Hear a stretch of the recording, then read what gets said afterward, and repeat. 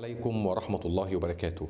اللهم صل على سيدنا محمد الفاتح لما أغلق والخاتم لما سبق، ناصر الحق بالحق والهادي إلى صراط مستقيم، وعلى آله حق قدره ومقداره العظيم.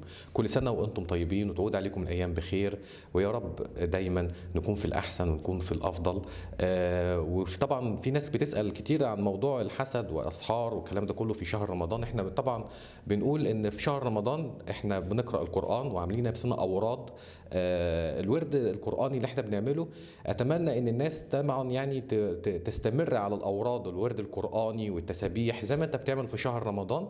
عايزك تعمل من بعد شهر رمضان ان انت تكون ملتزم في الصلاة، ان انت تكون الورد بتاعك اللي انت كنت شغال عليه في شهر رمضان مستمر عليه، عشان ما حدش يجي يتكلم عن موضوع أسحار، ما حدش يجي يتكلم عن موضوع حسد.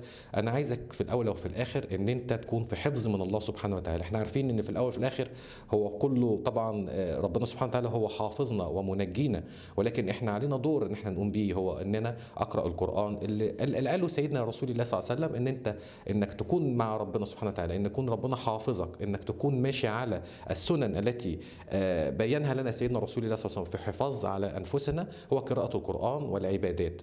انت ماشي في شهر رمضان على عباداتك بصلاتك، بتصلي تراويح وبتصلي تهجد وبتقيام ليل وصيامك، وعامل لنفسك ورد قرآني، مقسم الورد بتاعك في خلال الخمس فروض بتوعك. دي حاجة جميلة جدا. فانت في شهر رمضان فانت في وجاء من الله سبحانه وتعالى وحفظ من الله سبحانه وتعالى، طبعا بالتزامك وبعاداتك وتقاليدك اللي انت ماشي عليها، اللي هي الورد القرآني والصلوات.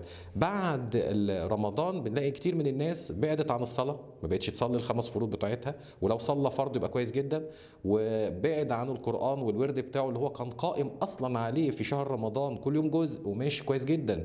تمام. وممكن في ناس منا بتختم القرآن بسم الله ما شاء الله، تختم القرآن في الشهر رمضان مرتين أو ثلاثة. بعد رمضان يعني حتى ما بيقرأش قل هو الله أحد، ما بيقرأش حتى فاتحة الكتاب.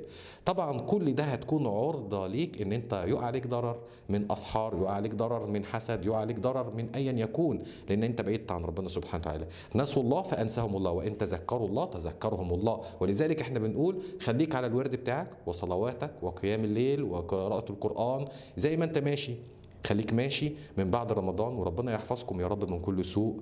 والسلام عليكم ورحمة الله وبركاته.